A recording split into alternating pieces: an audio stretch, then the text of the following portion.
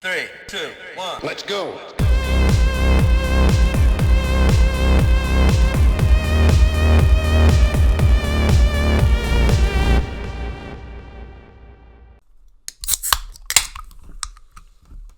Welcome to episode 4, the 5th episode of the Gamerbuzz podcast. We're at it. I'm actually really excited about today's episode. I've got a couple little games and some topic of discussion here. So I feel like we're back at it. Last episode we had a little bit of stumbling as far as getting it started and getting it off the ground.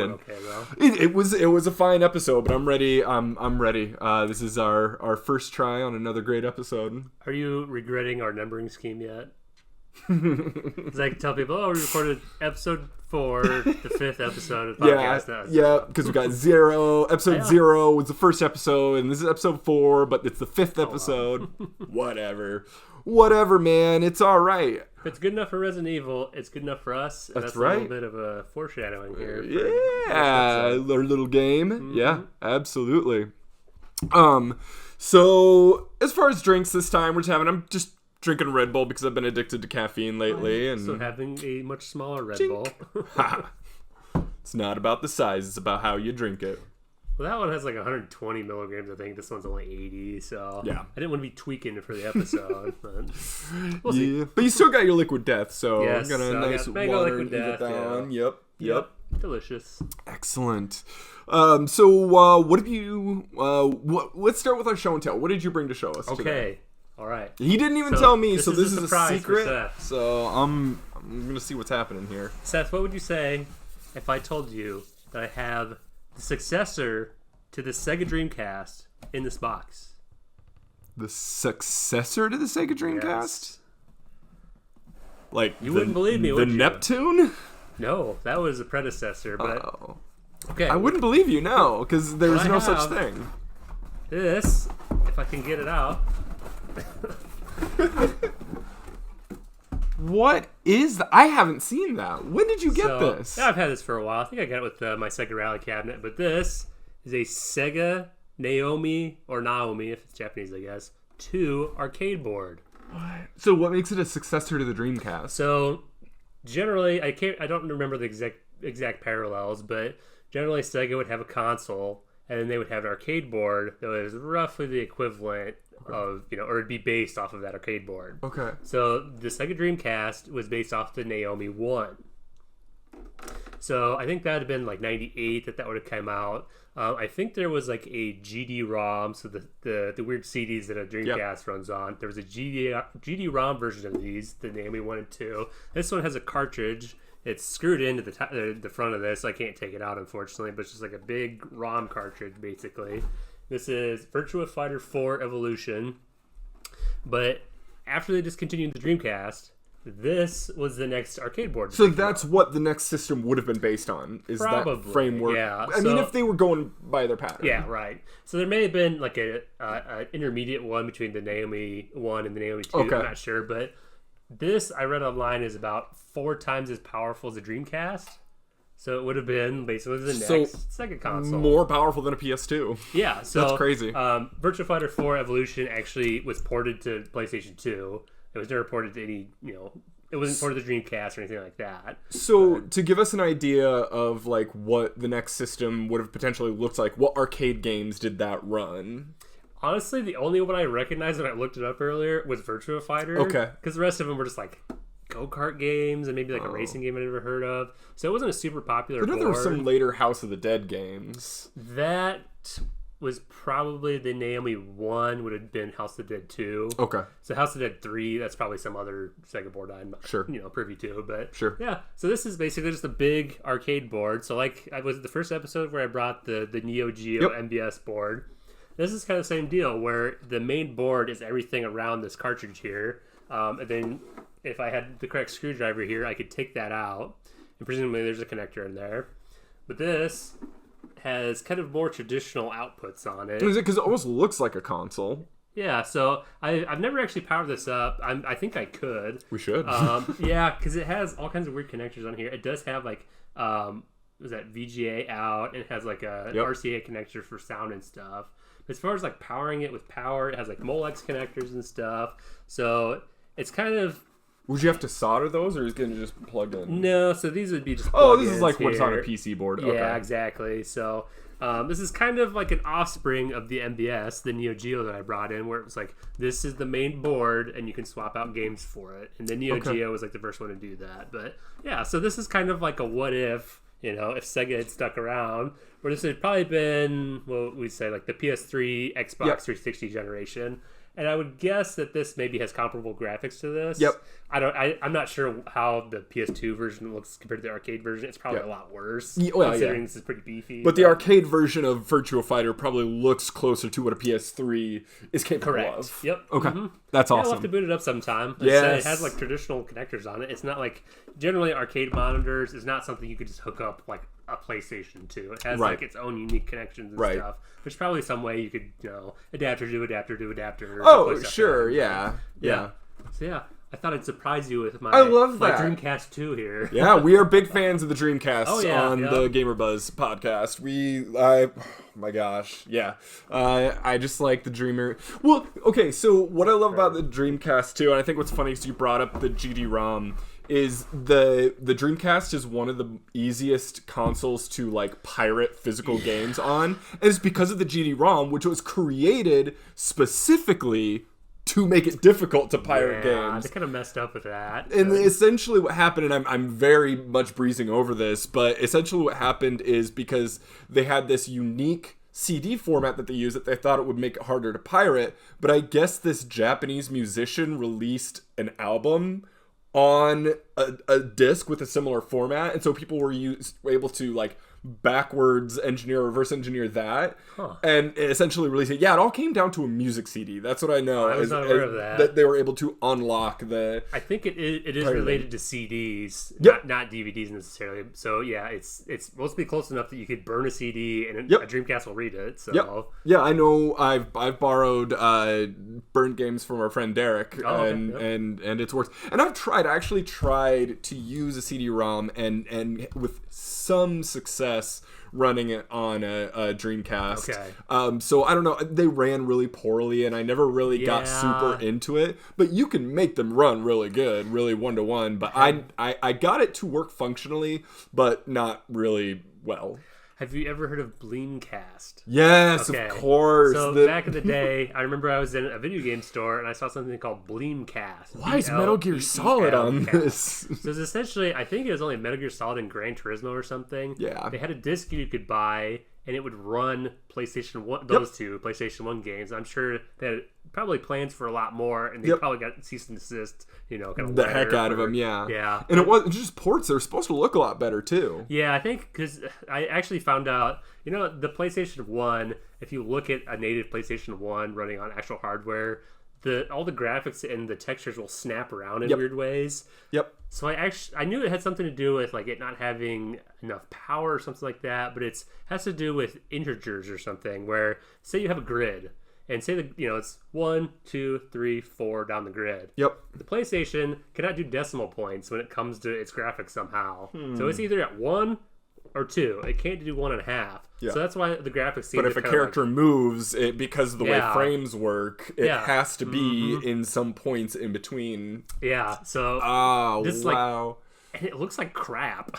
It does. It looks terrible. Yeah. But it's just funny that like it was just the right combination of it being cheap enough to buy, the games, and there's enough cool games for it. People just didn't care. When it had more memory, no. Yeah, it had more memory than the N64, right? Like that's why it could have larger games with more like particle effects. Well, I think at that point a CD could have is either a different type of data where it's like more like streaming music or something like that, where an N64 is essentially a ROM cartridge, kind of like N64 is more related to what's in here, where it's just like computer chips and stuff rather than just a disc. It's I've just always thought there was this very odd, like impossible to define way that I would describe like N64 games look better than PS1 in some ways, but in other ways PS1 looks better than N64, and it's very indefinable. It's hard to really describe, but you look at it and like if you look at Parasite Eve, you're like, oh, an N64 could never do this.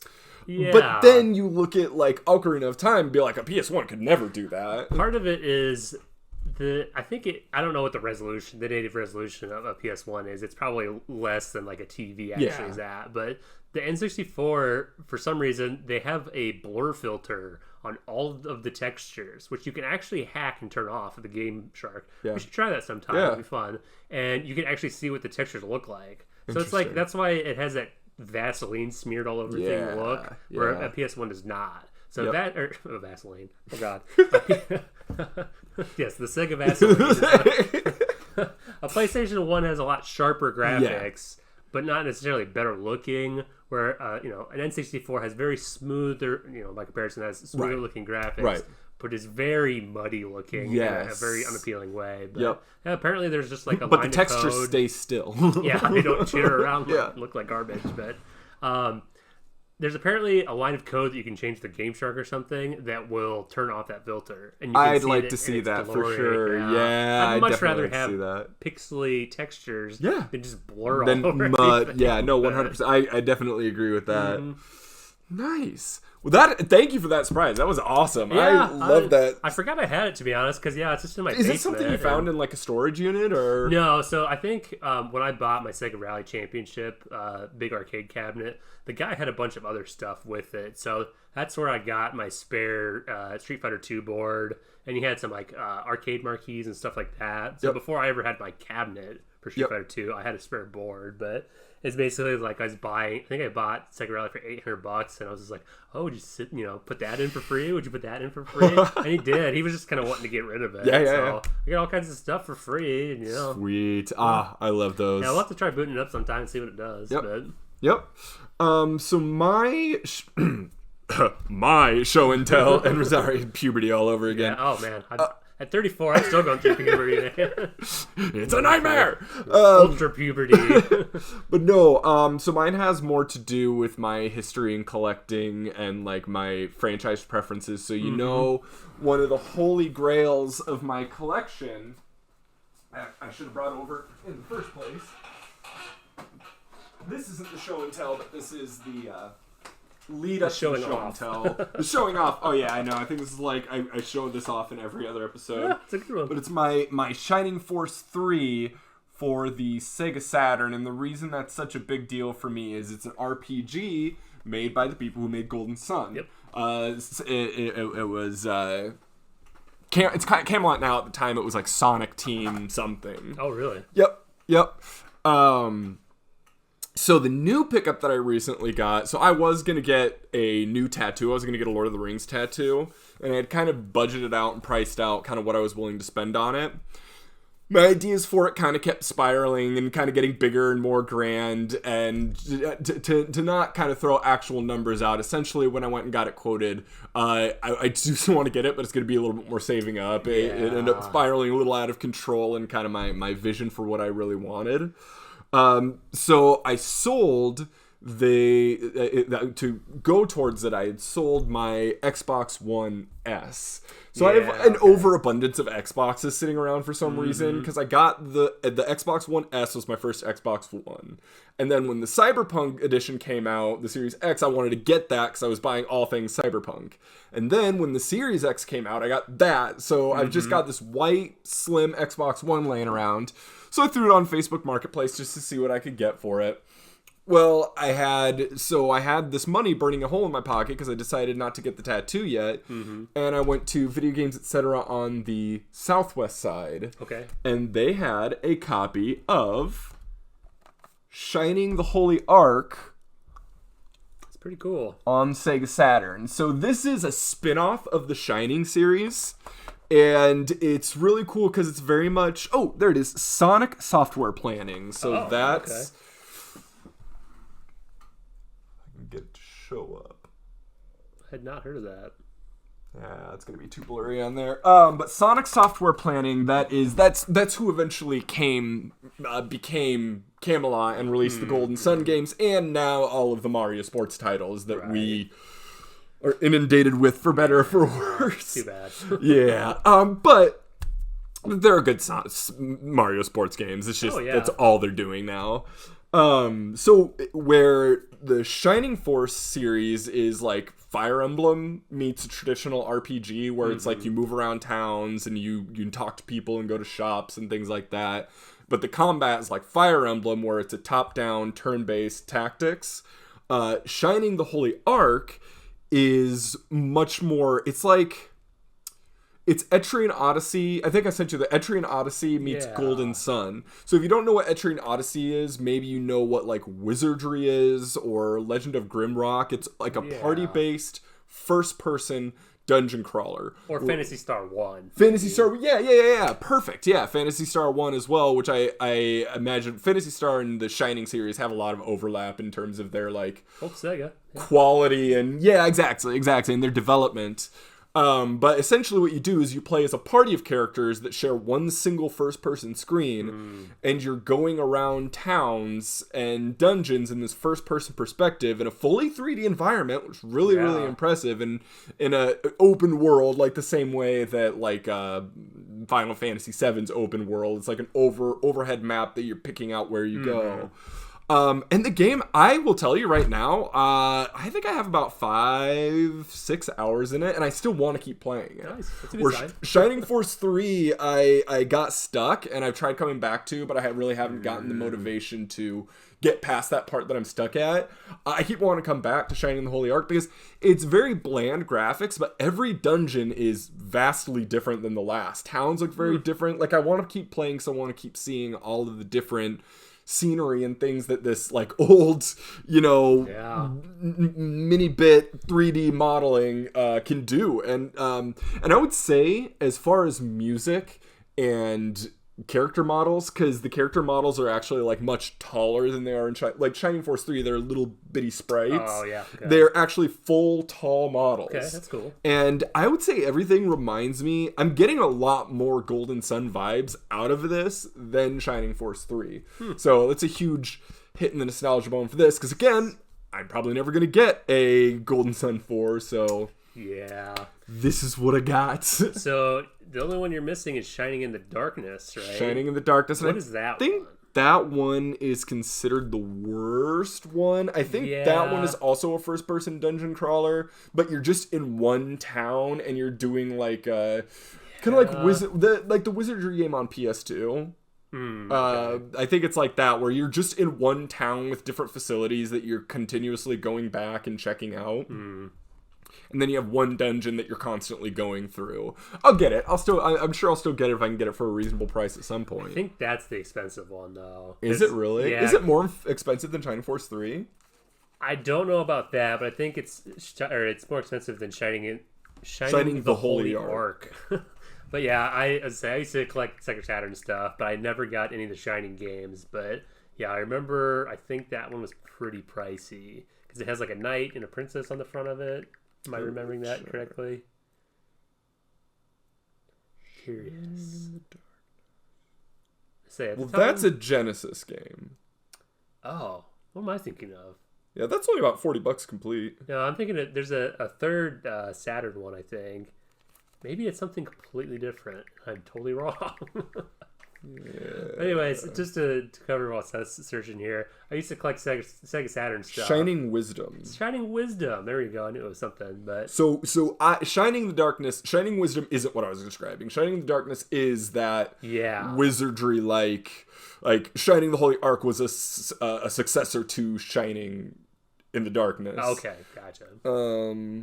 So I used to collect Sega Saturn stuff before it was really crazy expensive. I remember even back then being like, this is getting way too expensive. And now it's even more ridiculous. So I think we gave the example of when I bought Panzer Dragoon Saga, which is kind of like, the most expensive game on the system, the most expensive normal game on the system. It was like $325 when I bought it, and it's $1,000 now. So yeah, Shining Wisdom's a little more expensive than this one. Was published by Working Designs, though. That's what I thought. Which makes it kind of has that look to it. But that is related to the Shining stuff, or is that totally different? That's weird, because I don't see anything about.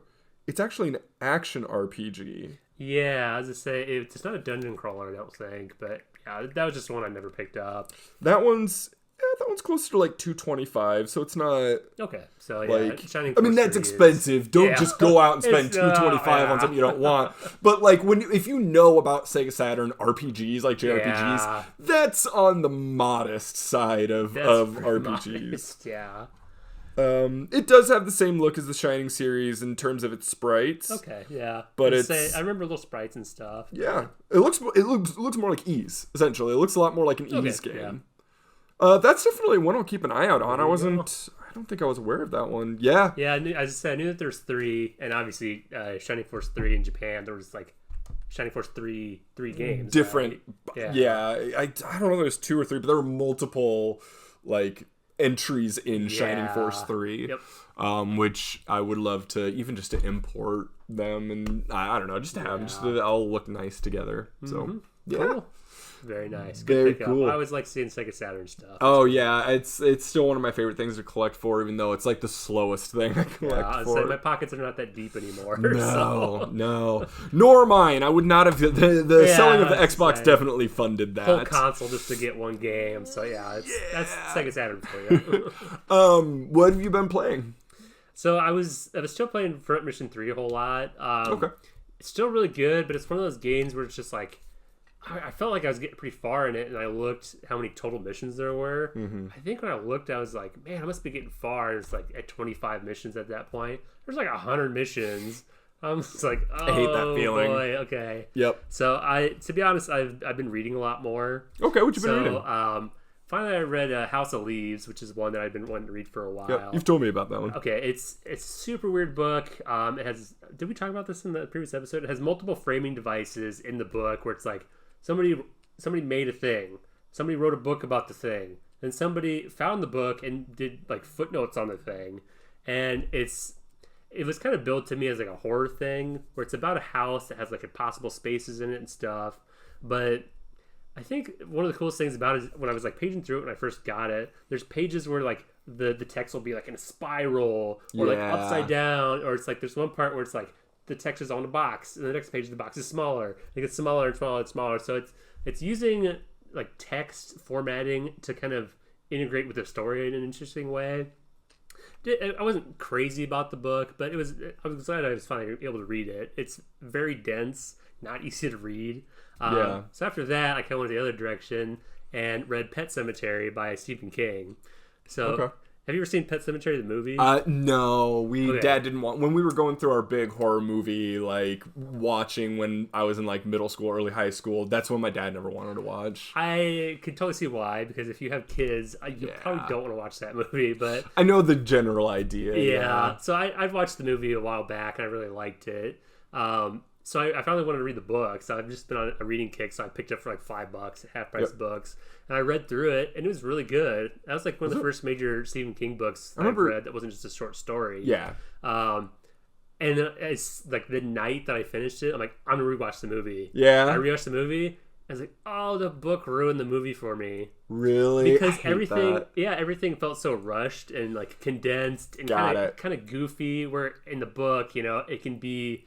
You're using your imagination more, and it can be more like descriptive and like gruesome, and it's more intimate in the book. But it's still a good movie to watch. I forget what the actor's name is, but he's the guy that played Herman Munster in the show The Munsters. You ever watch The Munsters growing up? It was like... I didn't. I always thought it was like, okay, so it came before Addams Family, right? Like, I think they were contemporaries. I don't remember if it was before or after, but the actor that played Herman Munster, I'm pretty sure is the guy that plays Judd. I think it's Judd in Pet Sematary. Oh, okay. And he is excellent in that. Just like this giant guy. He looks kind of like Frankenstein. He has like this great kind of like New Englander accent and stuff like that. I was telling my dad about it last weekend, and there's this part that I was actually making a song called Pet Sematary, and I used this voice clip in it. And when they're talking about kind of raising the dead and stuff and kind of the consequences of that, he says, well, sometimes dead is better.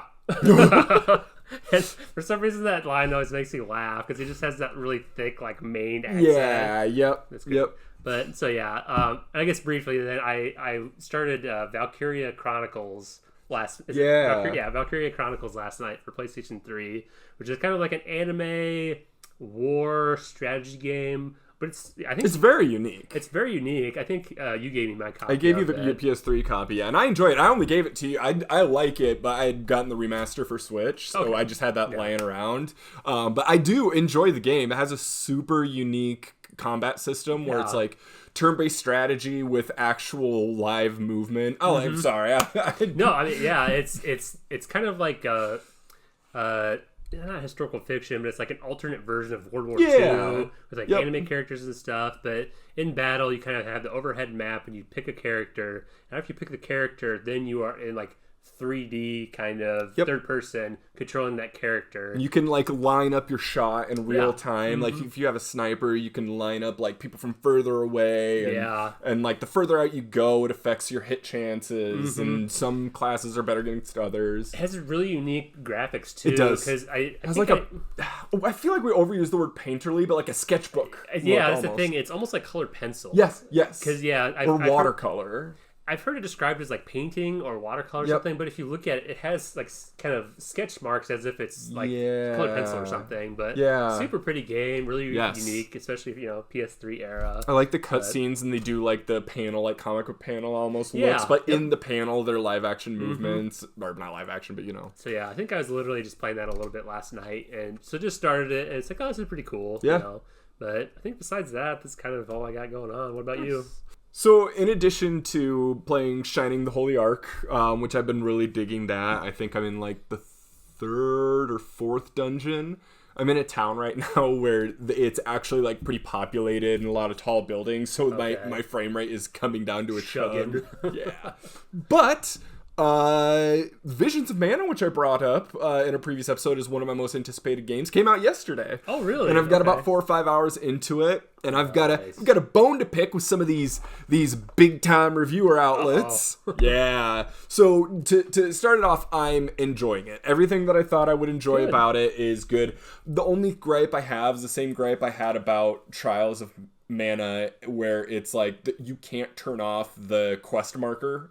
And it's fine. It's just I like not being certain where to go and having to kind of check my map and guess where to go. Just the problem in Trials of Mana is this big huge quest marker that's always on your screen, and it's just distracting. It's like, well, I know where to do, so it feels like all I'm doing is this repetition of going everywhere the quest marker isn't, and then going that direction, and it feels repetitious. And where Visions of Mana has much more sprawling, massive areas, and that quest marker is a much more small dot, and I don't feel like I'm just picking a couple directions to go first. I'm just really picking apart the map and where to go, so that doesn't bother me. I can turn the mini map off, and but yeah, the game is gorgeous, even prettier than in the demo. Like you'll walk out on this area, and there'll just be this vast mountain on this evocative landscape with a rolling field that has like leaves blowing in the wind, and like little windmills and huts down in a little valley that you'll see off over here. And it's just this feeling of like, I used to get it a lot with like old Legend of Zelda manual artwork, where you'd look at it and you'll just be like, I want to explore this, I want to dive into this. I get that feeling every time I kind of come to a new area, and I'm just, what's over there? So it's extremely evocative, and that's just in general what the Mana series has always been to me. Is a series whose artwork really makes it more evocative, and this is the first game to really bring that feeling onto the game screen, not just from its artwork. Nice. So yeah, I'm really digging the game. So the bone I have to pick, I almost passed on this. I almost didn't get it. Wow.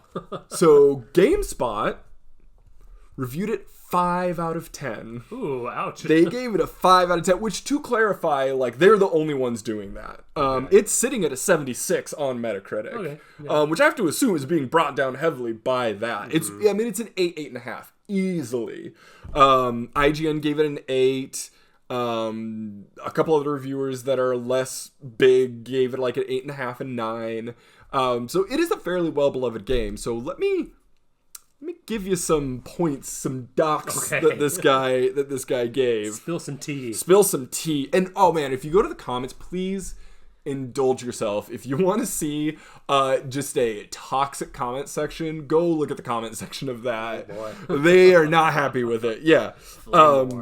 So first of all, he one of the things he talks about, and this is my biggest gripe, is the whole point of the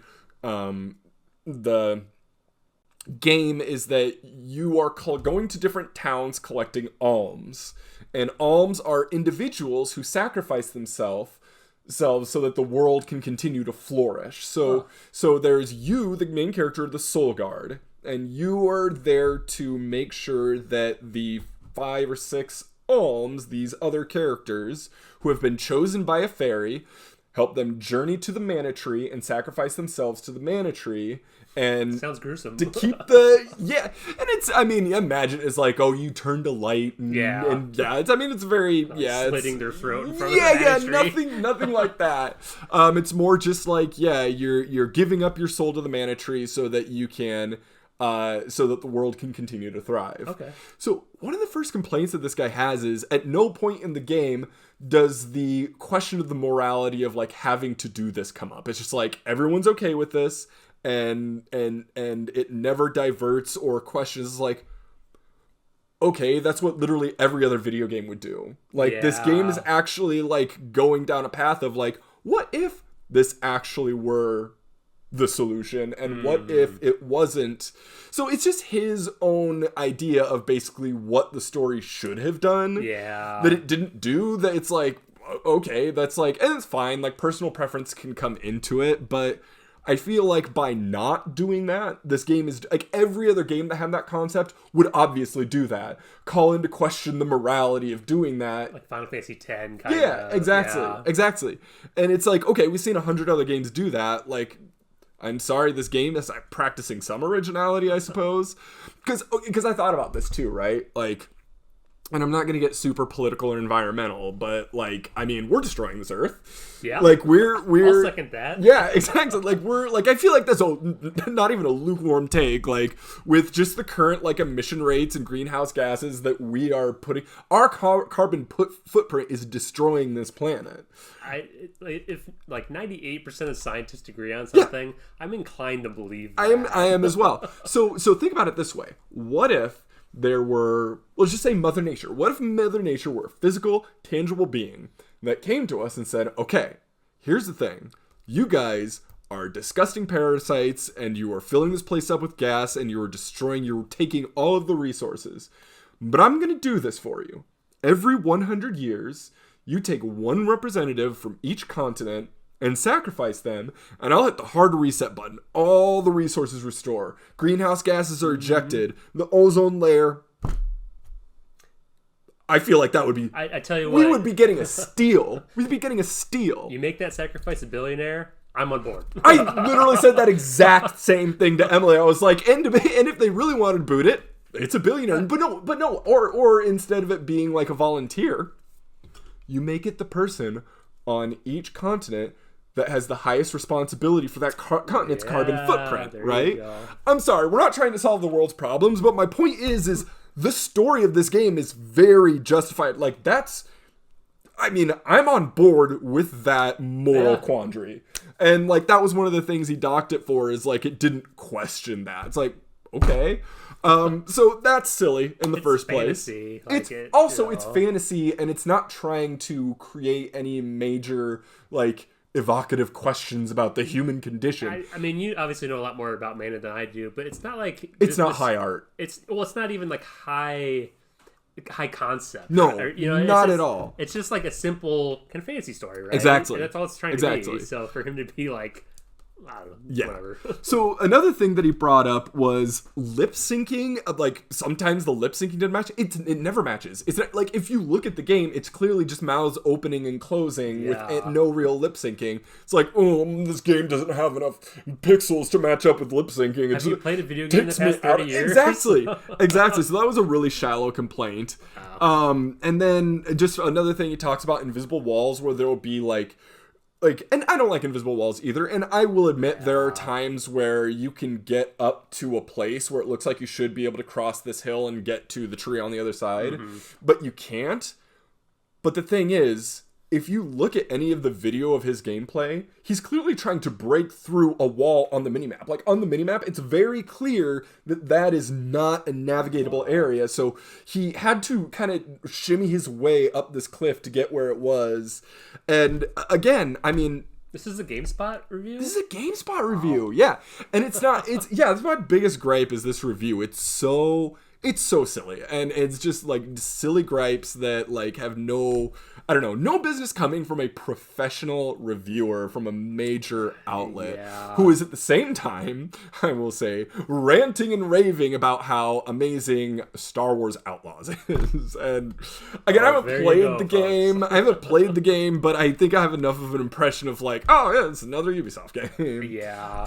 But anyways, point being, yeah, it was a really bad review, and overall the game's getting excellent reception, and it's a gorgeous world, a great, excellent combat. Like, the combat's really addictive. It has this really cool feeling of like you're heavy, but you can get yourself in the air and do air combos. So you have this feeling of being like really weighty and impactful on the ground, but still being able to like do juggles and combos, and it creates a very tactile combat system. Good. I'm glad you like it, man. Yeah, that always sucks when something comes out that you're looking forward to. It's like, this sucks. Yeah, and I was afraid that would just be the truth, and I'm glad I did further looking into it and seeing what other people had to say, because it's what I've been playing the most, and it's genuinely such a good game. Good. Yeah. Good deal. Yes, came out on top on that one. So, is it game time? Well, it's game time. All right, so I designed a little game. Well, I didn't design this game. Tier lists are pretty popular right now.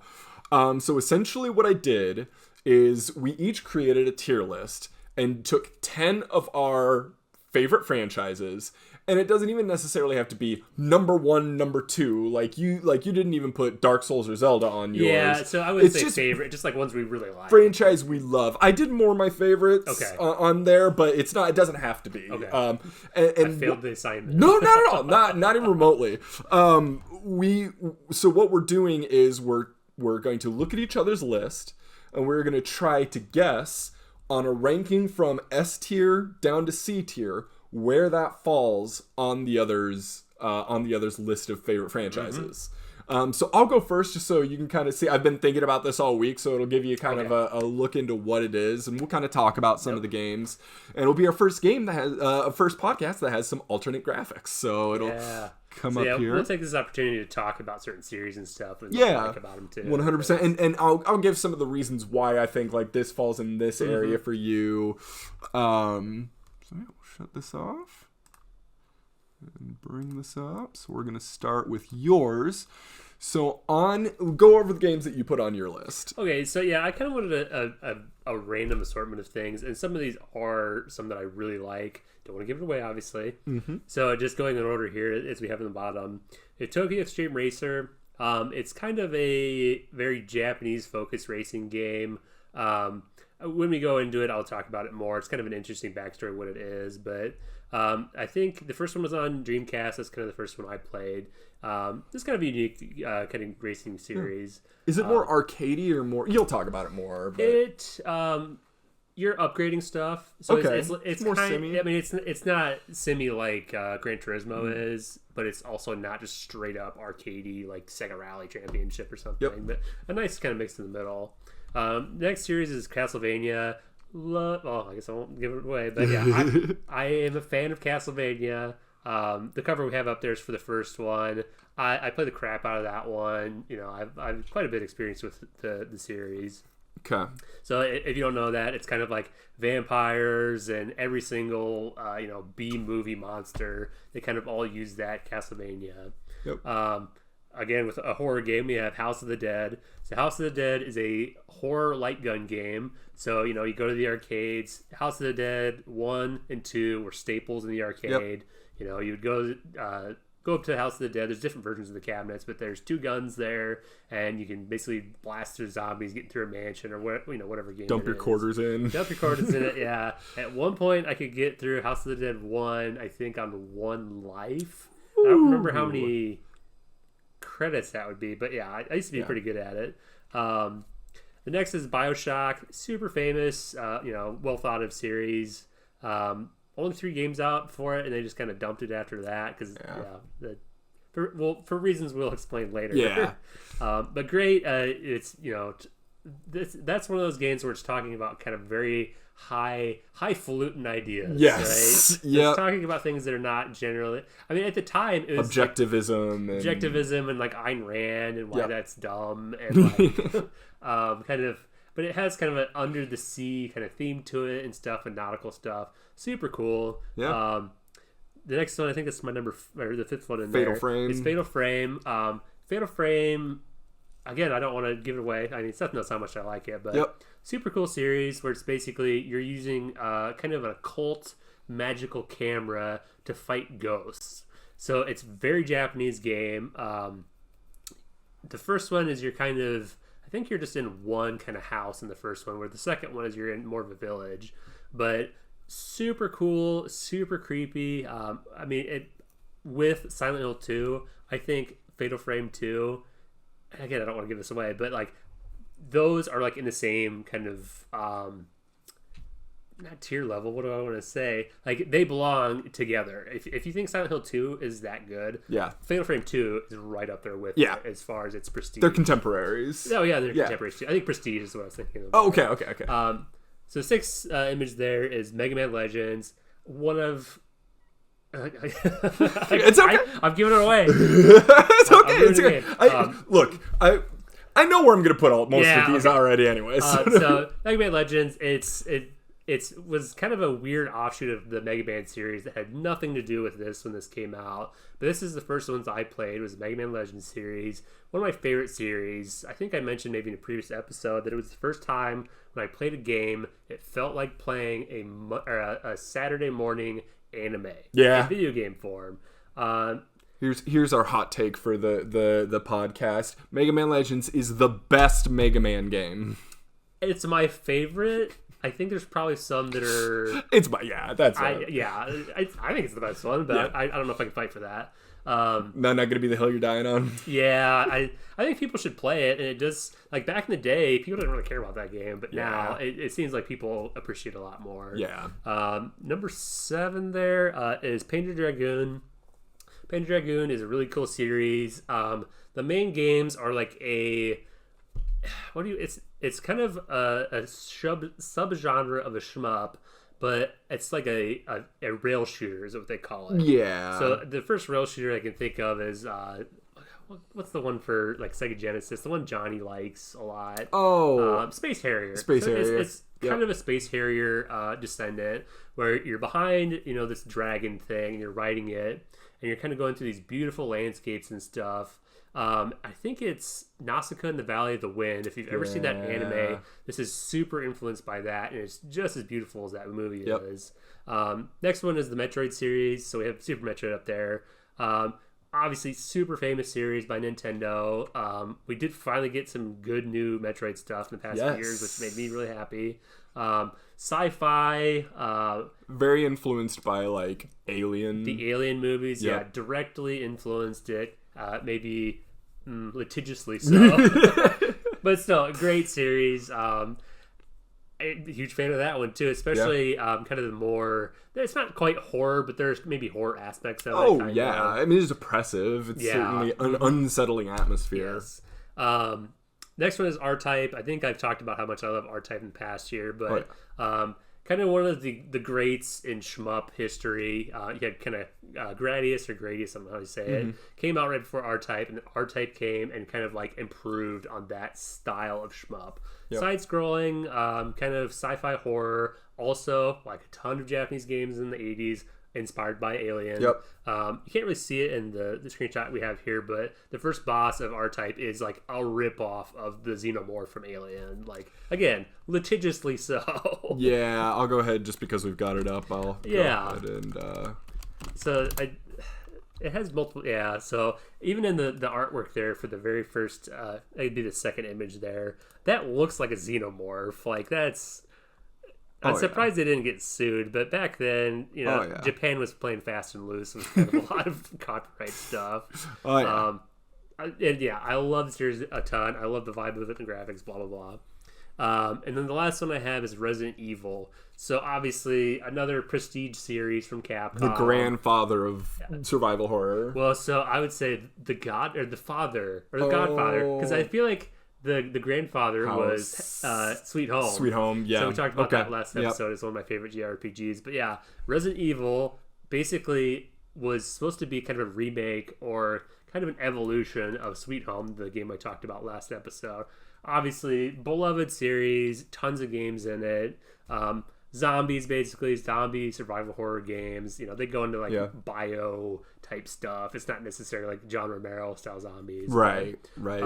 Biological weapon. Yep. All right. So, yeah, that's my 10. Not necessarily my favorite franchises, but ones I like a lot, and I thought it'd be kind of interesting to talk about here. No, I think I like what you picked here because it's going to be a lot harder for me to pick yours. I think you'll be able to figure most of mine out pretty easily. We'll because if you would have put like Dark Souls and Zelda, I'd be like S tier. That would have made it a little too easy for me. But this, I think I'm going to start with process of elimination. So things that I think I know will be S tier and things that I know will be C tier, and try and kind of go from there. Okay, so how about this? We'll place a game, and then after it's placed, do we want to check it then with what the person actually placed it as and then talk about it, or how did you kind of want to go through it? I was just going to do the full thing, do all of them, and then you tell me, and I'll touch on things kind of as I go in and why I'm thinking about that. I'll stay quiet then as you're kind of going through the different ones. Okay. All right. And maybe we'll do something like this in the future, and depending on how it works, we can do it other ways. So things that I am confident are S tier. It's Mega Man Legends. That's an interesting choice, though. Oh, you would.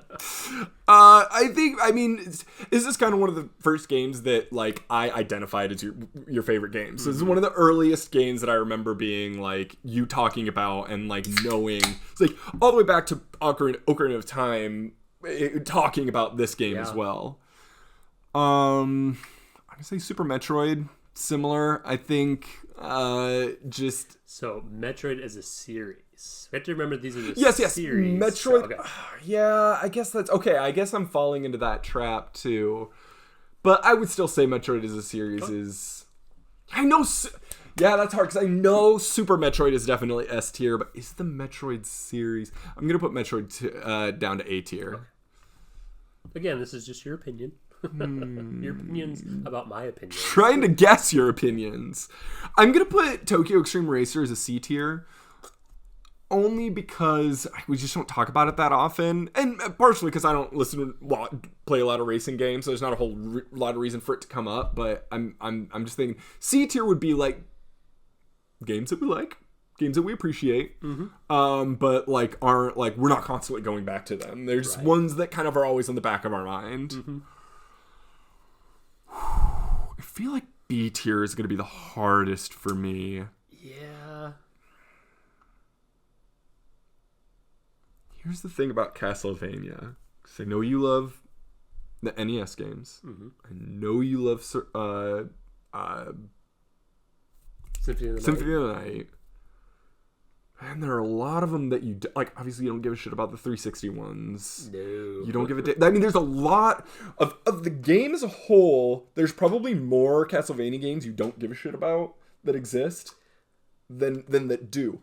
But I know the ones that exist you love so much that could really bring this franchise to an S. I'm gonna roll the dice. I'm gonna put that in an S tier. Okay. I'm gonna put House of the Dead at a B tier. Because it's just the vibe I'm getting. We've played House of the Dead. Right? A lot. Yeah, I have it. Well, that's one of the Sega Saturn games I have. Yep. And you can get light guns for the Sega Saturn, play it at home. Yep. So yeah, I think we've probably played it in the past. Yes. Yeah.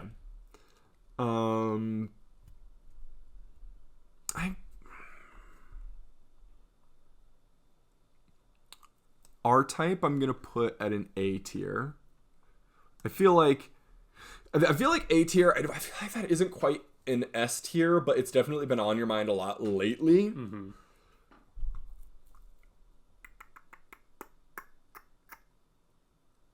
I I feel like A tier is such a safe place to put so many games. Yeah. It's hard. It's like where I want to kind of, that's the comfort zone. I think S tier and B tier feel like the most risky ones. I'm going to put, as a franchise, I'm going to put Resident Evil as a B tier. I feel like it's an A tier, but like B tier because like you love the first one, you love the remake of the second one, you love the fourth one, you love the new one. So those have been on your mind. I'm gonna bump that up to A tier because this one's like 6. I mean, you even like have some nostalgia for 5. They're not great, but like you have some. You have some. Yeah, okay, yeah. A tier for that one. Okay. Panzer Dragoon B tier. I just feel like for that one, you have 1, 2, and Sagas, and you really like the remake. You've never played Orda, have you? I have Orda. You have Orda? Yeah, I think I've beaten Orda. Okay. Okay. I think I have. Yeah, there was like a Game Gear one. I don't have that one, but beyond that, I think I have all the Panzer Dragoon games.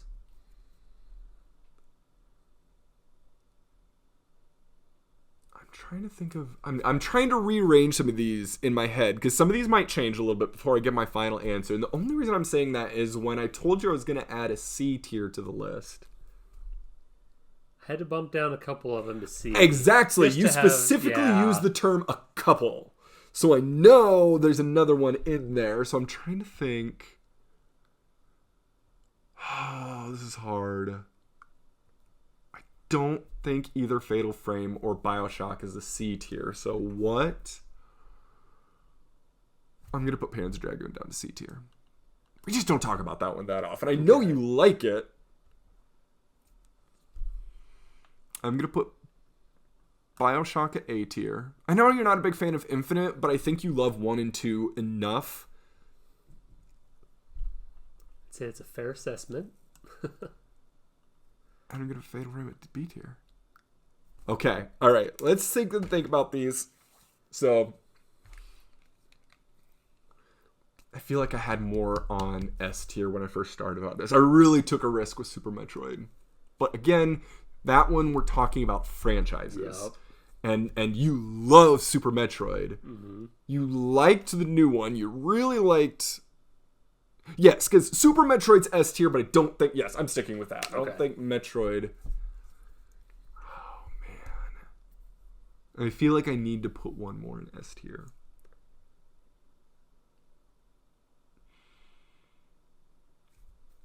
I'm leaning towards R-Type.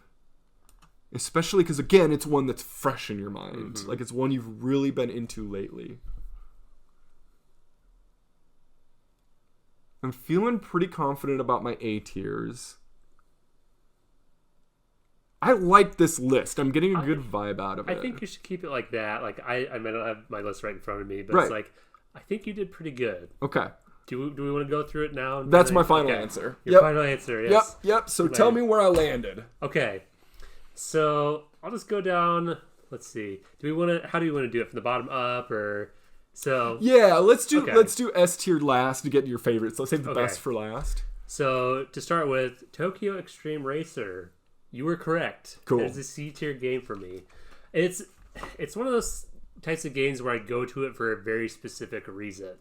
It's not a great, amazing game. If you're looking for racing games, there's way better games, but there's kind of one specific thing I like about it. There is, in Japan, there is a freeway, and it's called the Wangan. It's this big, long freeway that's somewhere outside of Tokyo, I think.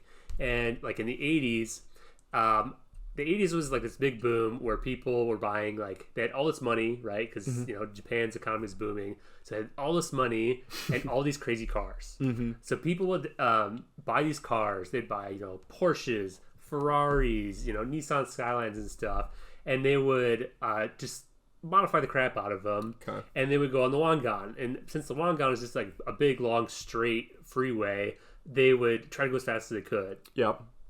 And there was a team called. I guess I'm kind of going pretty far in this, but I love the story. That's okay. That's okay. There was a team called Club Midnight, or the Midnight Club, and it was an elite team of people who own these crazy cars, and they would go out onto the Wangan and just go as fast as they could.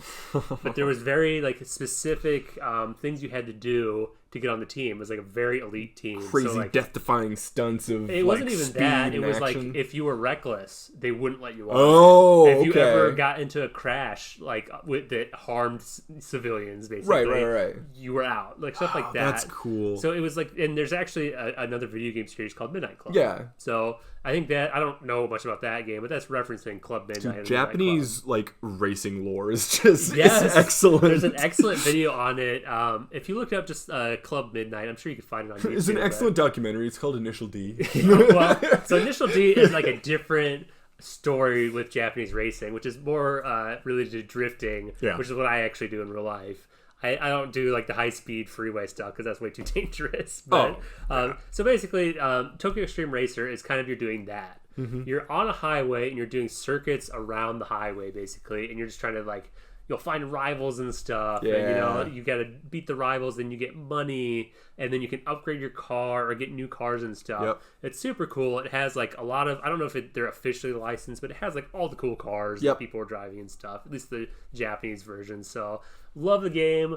That's kind of all it is though. It's just like you're driving on this like Japanese freeway at night. It does one very small thing very well. Yeah, like it doesn't do a lot, but the thing that it does is really pleasing. And that's a great reason why, or it's a good reason why it's a C tier for me. Yeah, like I love the game, but yeah, it's one very specific thing. It's like if I'm feeling this, I go to Tokyo Extreme Racer. I guess speaking a lot about the first one. There are a bunch of different games in this series. There is even a drift one where it's interesting where to get your money kind of. You're a drifter during the day, so you're trying to do, get points, doing drifting stuff to earn money to modify your car to race it at night. That's pretty cool. Like many. Oh, sorry. Go ahead. No, I mean, yeah, it's super cool because especially since like the first one, there's not any sort of drifting mechanics in it. It's just straight up racing, but trying to drift, do like really kind of like elegant drifting with a PlayStation controller is not it's not very good, but it's still cool. And like many excellent Dreamcast franchises migrated to the Xbox after the Dreamcast died. It was actually PlayStation, so I think there was maybe I thought there was a Tokyo Extreme Racer for Xbox. There's one that's like an offshoot, and it's not it's the same series, but it's not called Tokyo Extreme Racer, I don't think. But yeah, C. So you got that one right. All right. So I got Tokyo Extreme Racer right on C. Let's keep going. Okay. So yeah, Panzer Dragoon series C tier. You were wrong. Oh, I wasn't sure on that. Yeah. So I don't talk about that one a lot anymore. But I actually really adore that franchise, so I have it as A tier. A tier. Yeah. Okay. So pop that one back up. Panzer Dragoon is. It's just such a unique game, and especially for the Sega Saturn, where it's just like the graphics on the Sega Saturn, especially 3D, are not very good. No. It doesn't have the same problems that the PlayStation 1 does, but Panzer Dragoon just uses the graphics on the Sega Saturn. Yeah, I love any game. God, any game that like does the best with its system. Mm-hmm. Yeah. Oh, I love that. Just a very cool kind of story. It's not a very wordy game. It's not super story heavy. Very environmental storytelling. Yeah, it does a lot more showing than telling kind of thing. And like we overuse this word, but it's very evocative with everything in the game. It's just like airships and like ancient ruins. Ancient ruins coming up out of the ocean. Yes, such a cool. It's so beautiful. So crazy biological ships. Yes. Yeah. Yep. So 1 and 2 are on Sega Saturn, and then they did Panzer Dragoon Saga, which was an RPG kind of based on the shmup kind of series part of it. Mm-hmm. But I had never played Saga because that's the expensive one. That's the one that's $1,000, and I waited until I actually bought it to play that game for the first time, and it's awesome. Yeah, it's not worth $1,000. No game is worth $1,000, but it's really good. Yeah, like it's across multiple discs too, isn't it? Yeah, so it's a pretty big world. A 4-disc game. It's still only about 20 hours long. Yeah, there's a lot of kind of FMV, so full motion video cutscenes and stuff. But just the story, the characters, it just kind of builds on the world of Panzer Dragoon. It's like if you were interested in the things going on in Panzer Dragoon 1 and 2, Saga really gives you more kind of things to chew on. It would have been really cool to be a fan at the time to get that. Absolutely, yeah. I think that's a reason why it is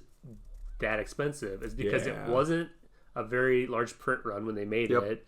And it's good. Like it's not one of those games like Stadium Events for NES where it's like, it's not a good game. It's just like super, super rare, and people want to have a complete collection. But if you're a fan of the artist Mobius, I think he's a French artist where he did comics and stuff. But I think he also influenced the game a lot. You know, if you like Studio Ghibli movies, you know, Nausicaa in the Valley of the Wind, super cool. So that series has. I don't play it a lot anymore, especially like the kind of rail shooter versions of it. Okay. But it's near and dear to my heart, you know. Yep. I had that one at A tier. A tier. All right. So let's clean up B tier here. Clean up B tier. All right. So, House of the Dead. I actually had that as C tier. Really? That was one of the ones, because I think that's when I was sitting there looking at it. I was specifically going, do I want to put Panzer Dragoon or do I want to put House of the Dead down there? Curses! See, that's the thing, is House of the Dead, it was a staple in the arcades, but it's not doing anything super unique. No. I'll talk about kind of one of the unique games in the series, I guess, as well here in a second. Typing of the Dead? Yes, either way. Sorry, I'm sorry! So I have House of the Dead 1 on Sega Saturn with the light guns. I used to play the crap out of it. Not as good looking as the arcade version, but it's so fun to play at home, especially when you don't have to pump quarters into it. But basically, you go to this, this mansion, and there's just zombie outbreak because they're doing horrible experiments, kind of thing. Very standard story, but kind of one of the appeals of House of the Dead 1 and 2 is the horrific voice acting. Some of like the biggest, maybe not anymore, but like some of the biggest memes in like video game culture was like House of the Dead quotes. Just like horrible voice acting. Like literally, it's not even like they got their friends to do the voice acting. It's like they did it. It's just like they found like a homeless person and it was like, hey, repeat these to us. Like, read this off the page. Yeah. Perfect cut. It's terrible, but it adds to the charm of it. It's, It's very campy, very kind of B movie grade stuff, but super fun. Like obviously, you see it in an arcade, you got to put at least a couple quarters in the House of the Dead. Yep. So I love that series, and so what Seth mentioned earlier is for House of the Dead 2, there was a conversion of it called Typing of the Dead. So they made a typing game out of it. Yes. Where it's basically, instead of shooting the zombies, you have to type words, like any sort of typing practice game, to shoot the zombies or defeat enemies. And it has the goofiest like sentences that you're typing out, and it's very, very self-aware, because it's just like grandma's sexy bikini and just like random stuff like that. And where in House of the Dead, your characters have guns and stuff, but in Typing of the Dead, your character, at least in the Dreamcast version, is wearing a Dreamcast on their back as a backpack. And this is fully 3D modeled in the game. They took the time to replace the guns with these Dreamcast backpacks. And you have a keyboard in front of your character, just like hanging from the character as you're sitting there, like typing on it and stuff. So you could buy a keyboard for the Dreamcast and make sure that you actually have. You do have one. Okay. Yeah, I do want to show off the Dreamcast. So I actually have it in box. So that's the Sega Dreamcast keyboard. And when you first really got me into Dreamcast, I got on this big like Dreamcast collecting this one. Mine's just a loose keyboard, but it works. It's very kind of satisfying old style keyboards, like what you would have on an old computer. Clicky. Yeah. Very clicky. Yep.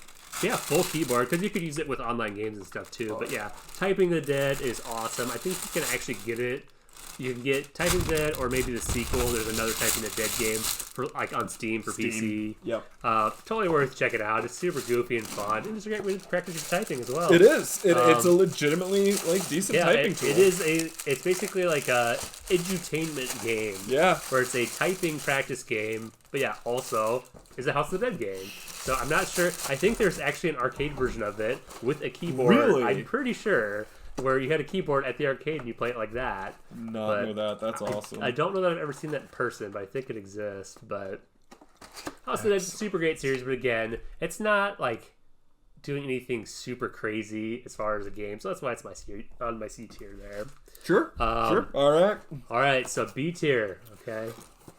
We have Fatal Frame. and that is actually an A tier game for me. Ooh. I love Fatal Frame. Obviously, I know you love it. At this point, if you've been listening to the podcast at all, you know I love horror stuff. I love horror movies. I love horror games. I should have just known to rank all your horror stuff a little higher, but well, House of the Dead is lower. I guess not. No, never mind. So Fatal Frame is just awesome. Like it's legitimately scary, even though the first 3 games are on PlayStation 2, and it is still legitimately scary. It still will get me sometimes with certain things. It's just like you're usually like a teenage girl, so you feel very vulnerable, and you're like in a mansion. You're really role playing a teenage girl. Yeah, yep. I put my hair up in a ponytail. But it's so cool. You're just like going around. There's these Japanese ghosts. The storylines are always like super twisted and stuff, and really cool ways. After the original 3, I think there's 5 total, maybe. One was for Wii, and then the next one was maybe Wii U, I think. Those have since been re-released for Switch, and I have those for Switch. For the longest time, we didn't have the Wii U game. Yeah, well, I think we had the Wii U game, but it was digital only or something. Okay. We never got 4, which I think is Mask of the Lunar Eclipse or something like that. Okay. So I have those, haven't played them a ton, but I love the first 3. If you're going to play any of them, play 2. That's considered the best one. Mm-hmm. But one of the coolest things is you're going through these Japanese villages or some of these Japanese houses that are kind of like run down and decrepit. It's basically like the equivalent of like a Japanese haunted house. Yep. And when I went to Japan to study abroad, I actually got to go to a couple of traditional Japanese houses like this. Not crazy mansions like are in the game, but very much like the same kind of style construction as these houses in the games, and I loved it. That's incredibly cool. Another thing, and I don't have this anymore, when I was in Japan, I got incense from a Japanese temple. And it has like a very unique smell to it. It's not like the incense you go to like, a head shop and get incense. Right. It was a lot more kind of like, it's more like something's burning. It doesn't have like a lot of flavor to the smell. Sure. But I'd put on Fatal Frame and I would burn this Japanese incense that I got in Japan. I'd just play Fatal Frame in the dark, and it was so cool. I love that so much. I've been very into like intentionality lately and just like ritual, like not just sitting down and playing games, but really trying to put yourself in an intentional state of doing that. Yeah. And I love that shit. That's awesome. It was hard for me not to put that in S tier, but like, Mega Man Legends versus Fatal Frame. Right. I mean, giving away Mega Man Legends, that was an obvious one, but like, right. I can't really put those in the same tier. So yeah, love Fatal Frame. Yep. Check it out. You can't go wrong if you get the first one. The second one's considered the best one. Mm-hmm. The third one is even really good. But I wouldn't start with it probably because it kind of goes. And they're all the first pretty collectible. Yeah, I don't think any of them are super cheap. Obviously you can get 4 and 5 on Switch now, so it's you can get those brand new. So yeah, love Fatal Frame, one of my favorite horror franchises. All right, so what do we got now? So we're done with what I guess for B tier. Okay. We're up to A tier, and so Metroid, Resident Evil, and BioShock. So I actually have Metroid at B tier because. And you're right, I love Super Metroid. Super Metroid is an S tier game. Yeah. It's amazing. It's my favorite Metroid game, and I'm sure that's the case for a lot of people. Yeah. The thing about Metroid that's cool is it's lonely, it's quiet, it's creepy, it's foreboding. Okay, at the beginning of Super Metroid, you play as Samus, this space bounty hunter, basically. Samus, not really though, because Nintendo didn't know what a bounty hunter was and just used that word. Have you read that? It's hilarious. She's kind of a bounty hunter, but yeah, she's basically just like a space adventurer. Yeah, essentially. Yep. But at the beginning of Super Metroid, Samus gives the synopsis of the first game because this is the third Metroid game. Mm-hmm. She gives a synopsis of the second game, and after that, there is no dialogue in the rest of the game, and I love it. It is a perfect example of a show don't tell game. Yeah. Environmental storytelling. A masterclass. It is lonely in a way that some of the more kind of recent games are not. Metroid Fusion is not a lonely feeling game because you constantly have your kind of AI companion talking to you and directing you around and stuff. It's like, no, make me feel lonely. Make me feel like I am just lost in this alien world. Yep. which is obviously, you get the Alien movies, and there's a lot of influence there. Yep. But I think, Metroid kind of focused more on like the aloneness, where I guess Ripley in the first Alien movie at times is very alone against kind of a creepy monster. But yeah, so Metroid is a franchise. I like it a lot, but it's not quite A tier for me because you have stuff like Metroid Fusion that I don't like. The original Metroid game is not that great to play anymore. Okay. I like Metroid Prime. Haven't played much of 2. Never played 3. Yeah. Metroid Dread was great, but again, it just doesn't live up to Super Metroid. It never is going to. Have you played the remaster of Metroid Prime yet?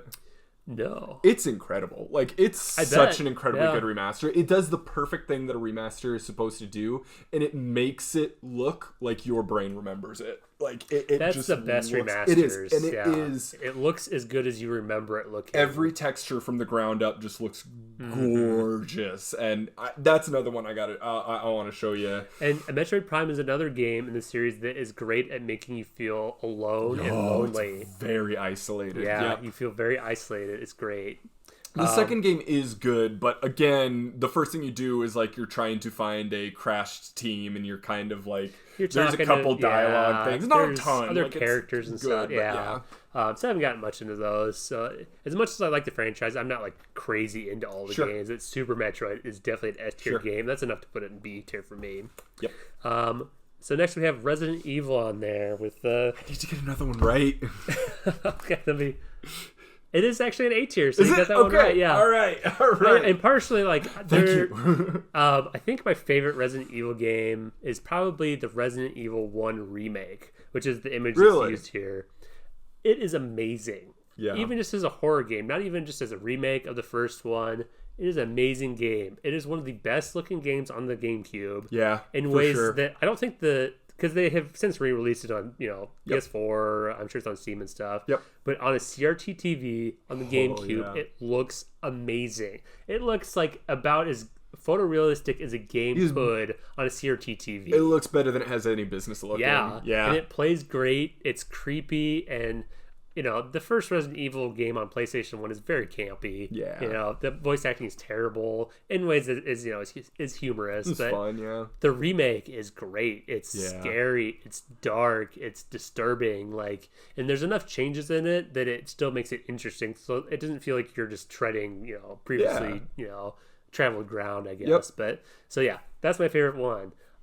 So the first Resident Evil is a classic. Yep. The second Resident Evil is another classic. Yep. The remake of that, the more recent one, is incredible. I may have replayed that game more than any other game I've ever played. I remember when that game came out, like you were like constantly on a new replay through of it. There's only been a few games in my life where as soon as I beat it, I immediately started over again. Because usually when I'm done with something, I'm just okay. I'm just done with it.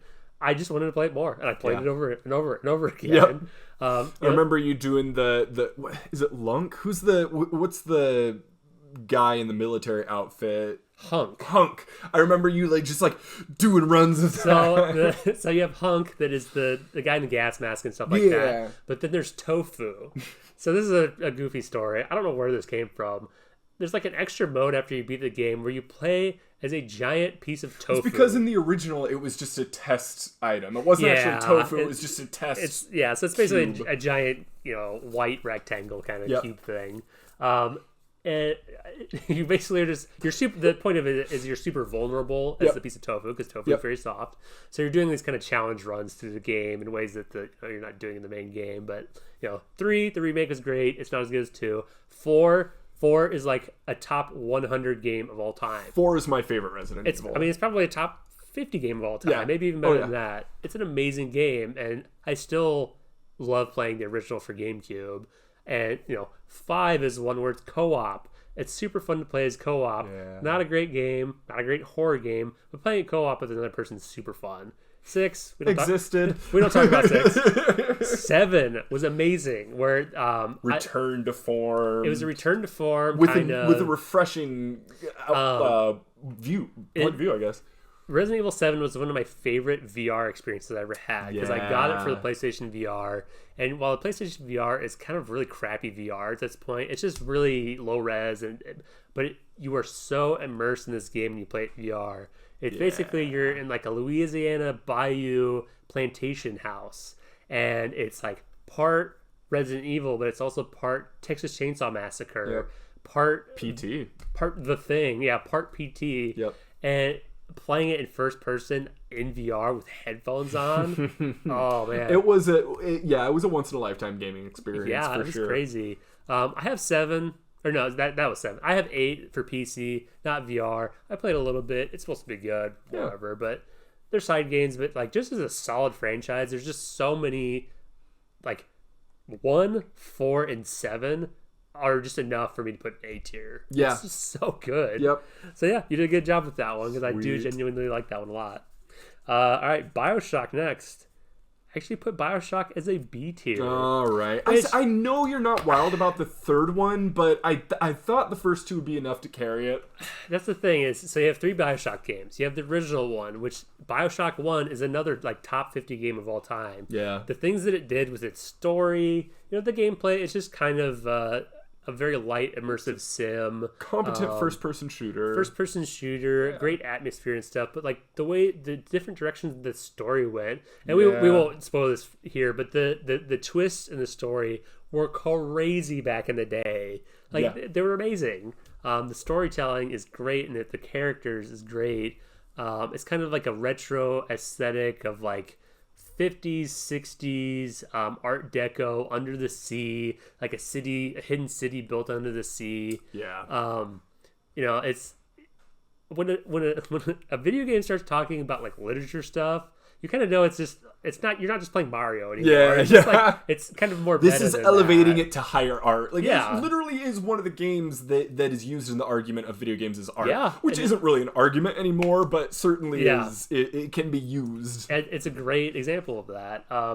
BioShock 2 it's kind of like if you like BioShock 1, it's more BioShock, but you get to play kind of as one of the big enemies, the big bads of BioShock 1 as a Big Daddy, which is the character that's on the cover art there. Yeah. And it's super fun. I think it's more fun to play BioShock 2, but it's just not as solid as a game because the first one's just amazing. Sure. BioShock Infinite, I hardly ever play that one anymore. That's all right. It's my favorite one, but I'm not as wild into the series as It was just different. Well, and the BioShock 1 and 2, you're under the sea. Like, you really like that lonely, oppressive atmosphere. Yeah. And BioShock really did that, and BioShock Infinite did not. It went the totally opposite direction, whereas 1 was very much, look at this society after it's been crumbling. Infinite was like, we're going to put you into a society at the moment it begins crumbling, which I think is just as cool of a thing to have to say. It's still an interesting game, but like they kind of botched the execution in certain ways where that was definitely a game where when I beat it, I was like stunned. Yeah. But it was a kind of game where like the longer you thought about it, the less. Yeah.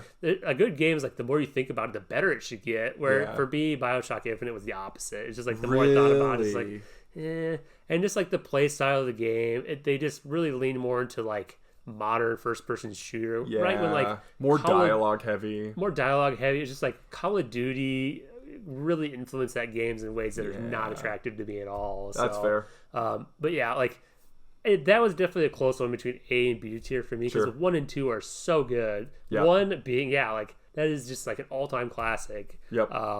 So great. Yeah, BioShock B tier. Could be A tier, but it's kind of on the border there. That's all right. So we got Resident Evils. We already did that. Panzer Dragoon, Phantom Frame. So we're the top row now. We're S tier. Let's see how it did. I think he did pretty good here. Let me look. So obviously, Mega Man Legends is going to be super easy for this one. Yeah. Traditionally, I would say that my top 3 games were Mega Man Legends, Zelda Ocarina of Time, and Earthbound. They're a little bit different now, but if you said Dark Souls, I probably would have put that S tier as well. Oh yeah, definitely. Yeah. But Mega Man Legends, it was just great. I just loved it. It's the type of game where I've gone back and tried to find other games like it, and there just aren't. Yeah. There's Mega Man Legends 1 where you're just on this kind of cool little island and there's a town and there's kind of underground ruins and you're kind of something like an archaeologist a little bit, between like an archaeologist and a miner kind of. Yeah. Just super cool. A miner. Yeah, you're 14-year-old miner, so you're a miner. Just like super cool concepts and stuff, and I just fell in love with the game. Yeah. The cool thing about 1 is at the end of the game, it's like the universe in the game just explodes as far as like the possibilities, and like because your mind is just blown at the end of the game. Yeah. And then the second game comes back and it basically makes good on that promise. Yeah. It just gets like, it fills that in with really interesting stuff. Second one plays better. It's probably not as, the first one is just like this little contained world. It's more so tightly cool. designed. Yeah, and the second one is you're going all over, kind of different islands and stuff, which is cool. But it's not just like that really cool, like Saturday morning anime feel. Raising the stakes has a little bit more epic feel to it. And we'll eventually talk about canceled games that we were disappointed in. And 1 and 2 had come out like late 90s, early 2000s, and then the franchise was dead for years. Yeah. And kind of towards the end, I think it was maybe mid-college for me, kind of maybe 2010, 2011, they finally announced Mega Man Legends 3. And it was awesome. They were being super open with like the progress and the production. There of the game. was even like a fan community. Yeah, I was part of the fan involved. community, and I was checking it every day for new updates and stuff. And then out of nowhere, they canceled it.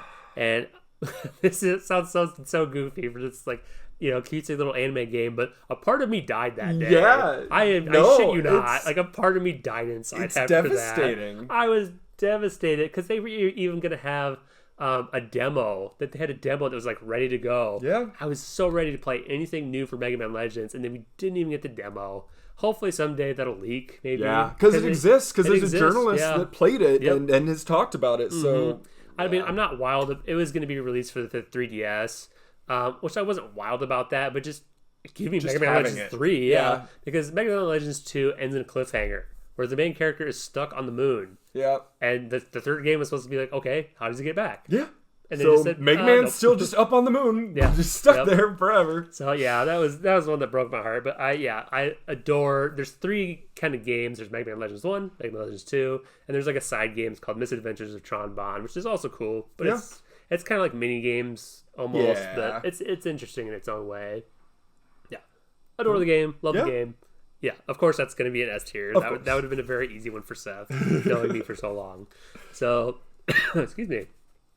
Castlevania. So Castlevania I actually put it as an A tier. Okay. Only because, like you said, there's Xbox 360 games I don't care for. Like the N64 games I don't care for. Yep. But the games I do love in that series, it's like, it's kind of like Resident Evil, where it's like the games I like in that series, I love the crap out of them. Yeah. 1, I fell in love with that game, and I even played that like in my mid-20s.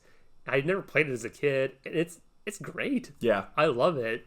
Such pure, simple action platforming, like just in its purest, most refined form. Yep. The music is amazing. Like you say, NES music.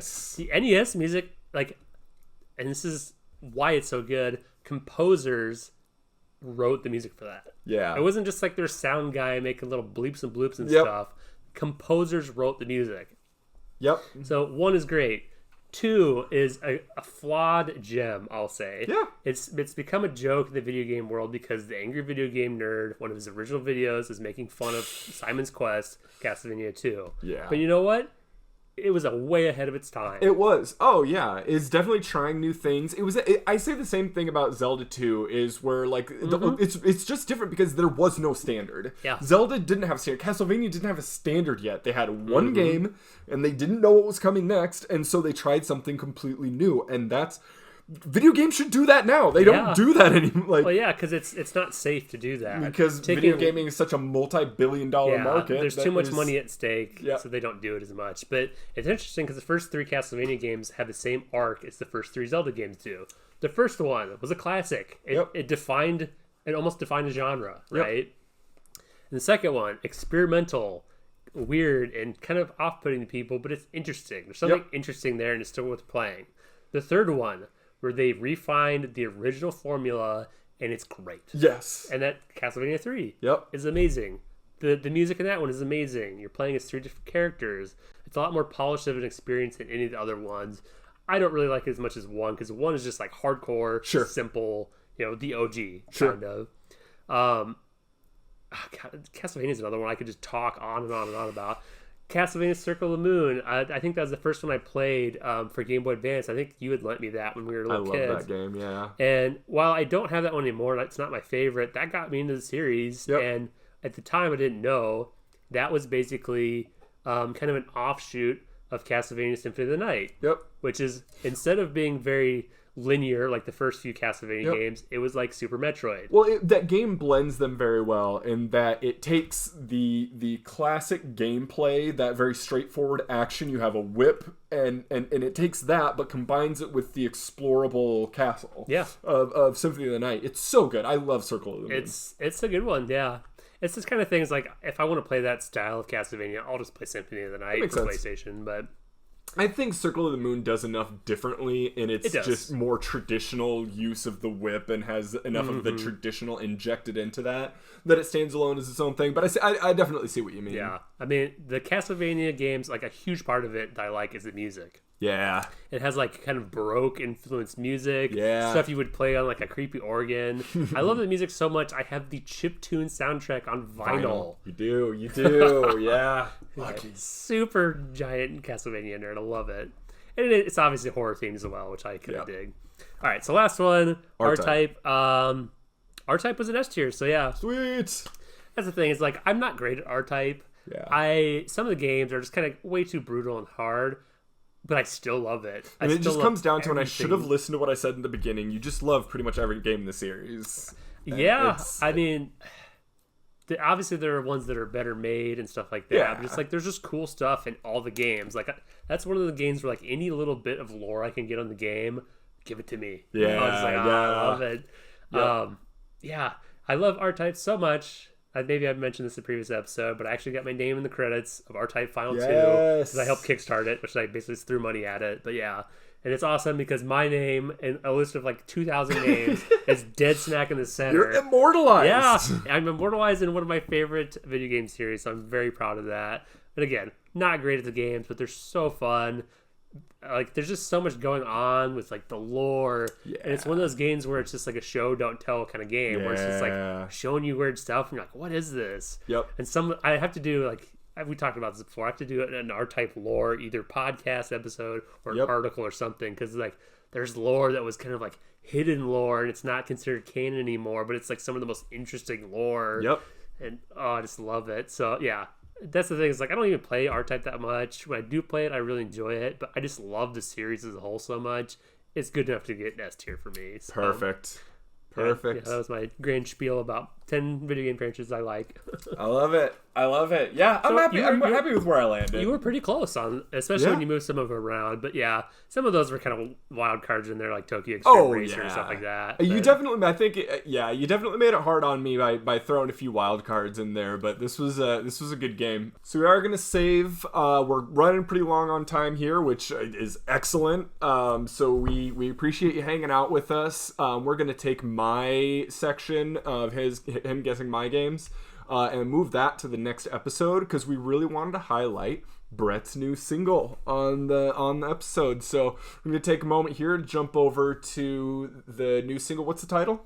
So it's called Moonbog. So I don't know if you noticed in the title, it's moon kind of / bog. Mm-hmm. Are you familiar with the Boston song? Yeah, give us a little background to this song before we play it. Do you know the Boston song Foreplay / Long Time? Mm-mm. So there's this kind of thing in music that some bands will do where they'll have two songs that are kind of meant to be played back to back. Okay. So there's a Boston song called Foreplay, and then there's another song called Long Time, and it's kind of meant to be played together. Okay. And when I made the song Moonbog, I kind of had two different parts of the song, and I kind of wanted to do that type of thing where it's like, okay, these are kind of like, the first part is moon, and the second half it's bog. But the title comes from an H.P. Lovecraft short story that I love. It's called The Moonbog. And it's basically this guy has a friend. A lot of H.P. Lovecraft stories are just like, oh, my friend is going crazy. Yeah. Let me tell you about it. But basically, his friend inherits this castle that's like kind of on the grounds of this bog, and his friend is draining the bog so he can actually use it, for something useful. And as he's draining the bog, these kind of ancient ruins come out of the bog. And every night, the main character wakes up and he hears these people like singing and chanting, and he looks out the window and he sees them kind of like walking, sleepwalking out into the bog, out into the water, presumably drowning. Yeah. And there's like these ruins, and it's, these kind of like glowing ruins and in the background. And I just love that concept of it. It's not my absolute favorite H.P. Lovecraft short stories, but when I am making a song, usually I will start with just like a short kind of like 2-bar kind of loop, to give it kind of like, this is what the instruments are going to sound like in the song. And then a lot of times I'll pick just a name for it so I remember it. And a lot of times it's just like what it reminds me of. Just a placeholder. Yep. And then maybe as it evolves, I'll be like, I really like this thing, so I'll name it after the thing I like. So like the song before this I called The Witch, which is one of my favorite horror movies. So that's kind of how I name a lot of my stuff. But yeah, so I don't know. I could go on about the song too, but it's an EDM song. I tell people my stuff is like dark synth. Mm-hmm. It's not like if I'm telling somebody who doesn't know anything about EDM, I call it techno. Yeah, people know what techno is, but that's kind of a specific subgenre of EDM. But the main riff in the beginning part of the song, which is played over and over again, is something I made up on piano, so I could just have something cool to play. I was like, I should actually make a song out of that. So that's kind of how the first riff came about. But yeah, I hadn't made a song since The Witch, and I think that was probably over a year ago. And Moonbog had been sitting unfinished for like a long time. Yeah. But yeah, I remember you showing me early demos of this one because I recognized it as soon as I started listening to it. So without further ado, I will go ahead and play that. So here Appreciate it. is Thank you. The new single, Moonbog. Yep, check me out, Digital Devil, one word, .bandcamp.com.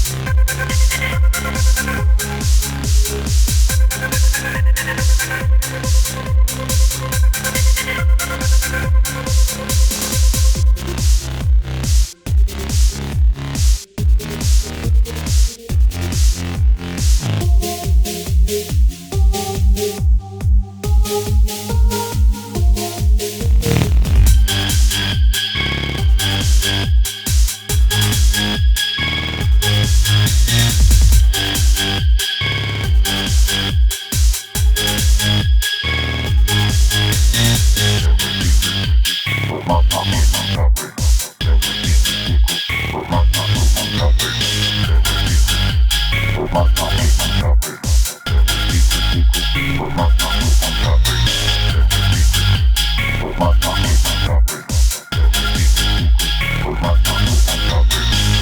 that have been hidden in the fabulous years beyond your history.